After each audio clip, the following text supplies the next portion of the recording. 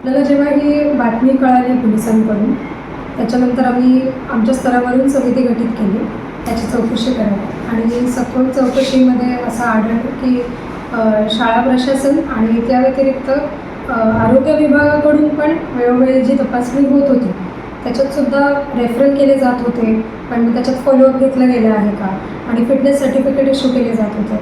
तर त्याच्यात काही म्हणजे प्रॉपर तिची तपासणी करून हे दिलं जात नव्हतं असं एकंदरीत आढळून आलं.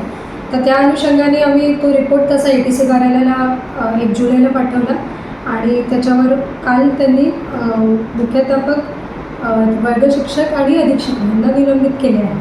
आणि पुढील बाकी पोलिसांची कारवाई सुरूच आहे, ती झाली आहे ॲक्च्युली पॉक्सो अंतर्गत. तो मुलगा जुवेनाईल असल्यामुळे जुवेनाईलमधून त्याची कारवाई सुरू आहे.